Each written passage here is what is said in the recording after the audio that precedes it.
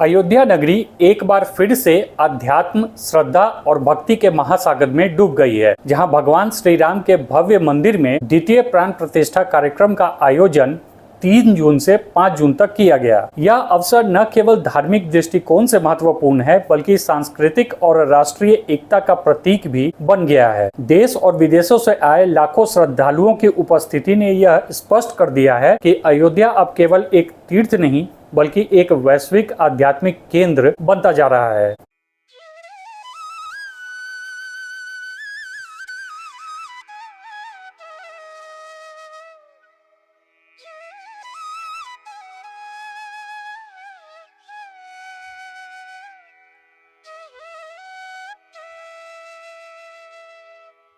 अब आपके मन में एक सवाल होगा कि जब 22 जनवरी 2024 को भगवान श्री राम के मूर्ति की प्राण प्रतिष्ठा हो गई थी, तो यह द्वितीय प्राण प्रतिष्ठा समारोह क्या है और क्यों किया जा रहा है। दरअसल 22 जनवरी को भगवान श्री राम बालक राम के रूप में स्थापित किए गए थे। अब दूसरी प्राण प्रतिष्ठा में भगवान राम राजा राम के रूप में स्थापित किए गए हैं और 5 जून को प्राण प्रतिष्ठा कार्यक्रम 11:25 से 11:40 तक चला। मुख्यमंत्री योगी आदित्यनाथ भी राम मंदिर के प्रथम तल पर राम दरबार समेत अन्य विग्रहों के प्राण प्रतिष्ठा समारोह के साक्षी बने। उन्होंने राम दरबार की मूर्ति से आवरण हटाए और नेत्रों मिलन की भी प्रक्रिया पूरी की। यह संयोग ही रहा कि 5 जून को सीएम योगी आदित्यनाथ का 53वां जन्मदिन भी था, जो उन्होंने अयोध्या में मनाया। राम मंदिर के पहले तल पर राजा राम का जो दरबार स्थापित हुआ है, इस दरबार में भगवान राम उनके अनुज लक्ष्मण, भरत, शत्रुघ्न,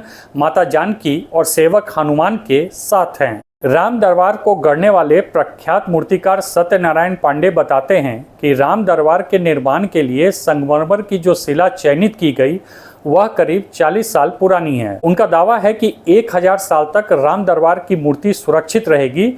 इस पत्थर की खासियत यह है कि इसे जितना धोया जाएगा, स्नान कराया जाएगा, उतना ही इसकी चमक बढ़ती जाएगी। मूर्तिकार सत्यनारायण ने बताया कि जब यह पत्थर चुना गया, उसके बाद IIT हैदराबाद के वैज्ञानिकों की टीम ने इसकी वैज्ञानिक जांच भी की थी। मौसम, समय और वातावरण के प्रभाव को झेलने की क्षमता पर विशेष ध्यान दिया गया था। इसमें ताकत, नमी सोखने की दर, घर्षण क्षमता और तापमान सहिष्णुता जैसे पहलुओं को भी परखा गया था। विभिन्न प्रयोगशालाओं में जांच के बाद विशेषज्ञों ने निर्माण की हरी झंडी दी थी। मूर्तिकार राम नारायण ने बताया कि सिंहासन समेत राम दरबार के मूर्ति की ऊंचाई कुल 7 फुट हो जाएगी। हनुमान व भरत की मूर्ति बैठी मुद्रा में है, उसकी ऊंचाई 2.5 फीट है। लक्ष्मण और शत्रुघ्न की मूर्ति खड़ी मुद्रा में है, उनकी ऊंचाई 3-3 फीट की है। राम दरबार के लिए सूरत के कारोबारी मुकेश पटेल ने हीरे और सोने चांदी के आभूषण दान दिए हैं। विश्व हिंदू परिषद के राष्ट्रीय कोषाध्यक्ष दिनेश नेवादिया ने कहा कि दान दिए गए आभूषणों में 1000 कैरेट का हीरा, 30 किलो चांदी, 300 ग्राम सोना और 300 कैरेट रूबी से 11 मुकुट बनाए गए हैं। इसके अलावा गले का हार, कान के कुंडल, माथे का तिलक और चारों भाइयों के लिए धनुष बाण भी हैं। इन आभूषणों को चार्टर्ड प्लेन से अयोध्या लाया गया और इसे राम मंदिर ट्रस्ट को दान किया गया। इसके अलावा अन्य उप मंदिरों में भी स्थापित मूर्तियों की प्राण प्रतिष्ठा हुई। इसमें परकोटा के ईशान कोण पर शिवलिंग, अग्नि कोण में प्रथम पूज्य श्री गणेश, दक्षिण भुजा के मध्य में महाबली हनुमान, नैऋत्य कोण में प्रत्यक्ष देवता सूर्य, वायव्य कोण में माँ भगवती और उत्तरी भुजा के मध्य में अन्नपूर्णा माता के विग्रह की भी प्रतिष्ठा की गई। एक और जहां 22 जनवरी 2024 को भगवान रामलला के प्राण प्रतिष्ठा का मुहूर्त काशी के विद्वान पंडितों द्वारा निकाला गया था, वहीं इस बार प्राण प्रतिष्ठा का मुहूर्त अयोध्या के विद्वानों ने ही निकाला है। अयोध्या के प्रख्यात आचार्य पंडित प्रदीप शर्मा, आचार्य राकेश तिवारी और आचार्य रघुनाथ दास शास्त्री ने प्राण प्रतिष्ठा का मुहूर्त निकाला था। 5 जून को गंगा दशहरा भी है और माना जाता है कि गंगा दशहरा से ही द्वापर युग की शुरुआत होती है। इस दिन रामेश्वरम की भी स्थापना हुई थी। 22 जनवरी 2024 को हुए प्राण प्रतिष्ठा समारोह में मुख्य यजमान श्री राम जन्मभूमि तीर्थ क्षेत्र ट्रस्ट के सदस्य डॉक्टर अनिल मिश्र सपत्नीक यजमान बने थे। इस बार भी यह सौभाग्य डॉक्टर अनिल मिश्र को ही मिला है। डॉक्टर मिश्र दूसरे प्राण प्रतिष्ठा समारोह के भी यजमान रहे। पिछले साल रामलला की प्राण प्रतिष्ठा में जहां देश भर के बड़े कारोबारियों, फिल्म हस्तियों को आमंत्रित किया गया था, वहीं राम दरबार की प्राण प्रतिष्ठा में 350 लोगों को आमंत्रित किया गया। इसमें ज्यादातर ट्रस्ट के पदाधिकारी और साधु संत शामिल थे। राम मंदिर में प्राण प्रतिष्ठा का यह आयोजन भारत की सनातन संस्कृति की शक्ति, उसकी निरंतरता और पुनर्जागरण का प्रमाण है। राम जन्मभूमि आंदोलन, जिसने दशकों तक संघर्ष, बलिदान और तप का मार्ग किया, उसकी परिणति अब उस स्थल पर भगवान राम की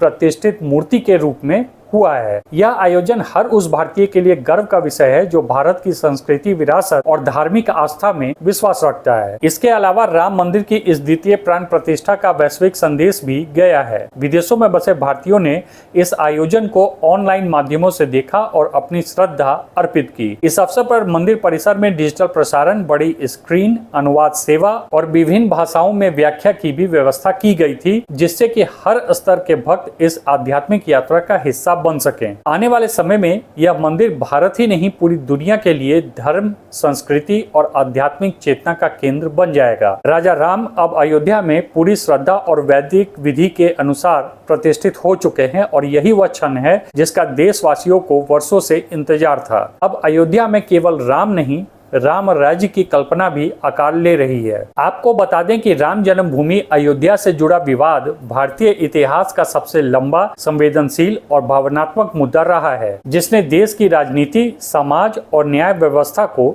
दशकों तक प्रभावित किया। यह संघर्ष न केवल एक मंदिर निर्माण की मांग थी, बल्कि यह करोड़ों हिंदुओं की आस्था से भी जुड़ा ऐसा विषय था जिसे लेकर जनमानस में एक अलौकिक ऊर्जा और धार्मिक उत्साह वर्षों तक बना रहा। 9 नवंबर 2019 को भारत के सर्वोच्च न्यायालय ने इस लंबे विवाद पर अपना ऐतिहासिक फैसला सुनाया, जिसने भारत के इतिहास में एक नई धार्मिक, सांस्कृतिक और संवैधानिक धारा को जन्म दिया। सुप्रीम कोर्ट ने अपने फैसले में यह स्पष्ट रूप से कहा कि अयोध्या की विवादित भूमि हिंदू पक्ष को दी जाएगी और वहां भगवान श्री राम का मंदिर बनाया जाएगा, जबकि मुस्लिम पक्ष को अयोध्या में ही 5 एकड़ जमीन मस्जिद निर्माण के लिए दी जाएगी। इस निर्णय ने न केवल विवाद को समाप्त किया, बल्कि भारत के सामाजिक सौहार्द के लिए एक नई शुरुआत भी की। यह निर्णय 5 जजों की संविधान पीठ द्वारा सर्वसम्मति से पारित हुआ था। इस निर्णय के बाद केंद्र सरकार ने श्री राम जन्मभूमि तीर्थ क्षेत्र ट्रस्ट की स्थापना की, जिसे मंदिर निर्माण की पूरी जिम्मेदारी सौंपी गई। इस ट्रस्ट में धार्मिक, सामाजिक और प्रशासनिक विशेषज्ञों को शामिल किया गया ताकि मंदिर निर्माण पूरी पारदर्शिता और श्रद्धा के साथ हो सके। इसके बाद अयोध्या में भूमि पूजन की तारीख तय हुई, जो कि 5 अगस्त 2020 को संपन्न हुआ। इस पावन अवसर पर भारत के प्रधानमंत्री नरेंद्र मोदी स्वयं उपस्थित रहे और उन्होंने श्री राम मंदिर की आधारशिला रखी। यह क्षण पूरे देश के लिए एक दिव्य, ऐतिहासिक और भावनात्मक दिन बन गया। 22 जनवरी 2024 को वह दिन आया जिसका हिंदू समाज कई पीढ़ियों से इंतजार कर रहा था। इसी दिन श्री राम लला की प्राण प्रतिष्ठा समारोह आयोजित किया गया, जिसमें देश विदेश से श्रद्धालुओं, संतों, राजनेताओं और प्रमुख नागरिकों ने भाग लिया। प्रधानमंत्री नरेंद्र मोदी ने खुद वैदिक मंत्रों और आचार्यों के निर्देशन में भगवान राम की प्राण प्रतिष्ठा संपन्न करवाई। इस अवसर पर अयोध्या नगरी दीपों की माला से जगमगा उठी।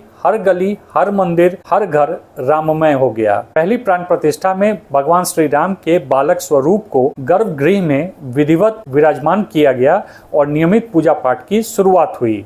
इसके बाद निर्माण का अगला चरण प्रारंभ हुआ। मंदिर का मुख्य ढांचा लगातार विकसित होता गया। मूर्तिकारों, शिल्पकारों और स्थापत्य विशेषज्ञों की एक विशाल टीम दिन रात काम कर रही थी। साथ ही मंदिर परिसर में एक भव्य रामायण कालीन संग्रहालय, संस्कृत विद्यालय, यज्ञशाला और धर्मशाला का भी निर्माण कार्य जारी रहा। इस बीच अयोध्या नगरी का भी तेजी से विकास हुआ। रेलवे स्टेशन, एयरपोर्ट, सड़कों, होटलों, तीर्थ यात्रियों की सुविधाओं आदि पर भी विशेष रूप से ध्यान दिया गया। योगी आदित्यनाथ की उत्तर प्रदेश सरकार और केंद्र सरकार ने अयोध्या को वैश्विक धार्मिक पर्यटन केंद्र के रूप में विकसित करने की दिशा में ऐतिहासिक कदम उठाया। एक वर्ष पश्चात जब भगवान श्री राम लला के मूल मंदिर का आंतरिक और स्थापत्य कार्य यानी कि आर्किटेक्चरल वर्क लगभग पूर्णता की ओर बढ़ रहा था, तब मंदिर समिति ने यह निर्णय लिया कि एक और बार विधि पूर्वक दूसरी प्राण प्रतिष्ठा संपन्न की जाए, ताकि निर्माण पूरा होने के बाद राम दरबार को स्थापित किया जा सके। यह दूसरी प्राण प्रतिष्ठा जून 2025 के प्रथम सप्ताह में आयोजित की गई। इस आयोजन में भी वही दिव्यता, श्रद्धा और धार्मिक वातावरण उपस्थित था। दूसरी प्राण प्रतिष्ठा केवल एक धार्मिक अनुष्ठान नहीं था, यह उस अध्याय की पूर्णता थी जो सदियों से अधूरा था। मंदिर में अब नित्य नियम से पूजा, महाआरती, प्रवचन, भजन और सांस्कृतिक कार्यक्रम हो रहे हैं। अयोध्या एक बार फिर से त्रेता युग की दिव्यता को स्पर्श कर रही है।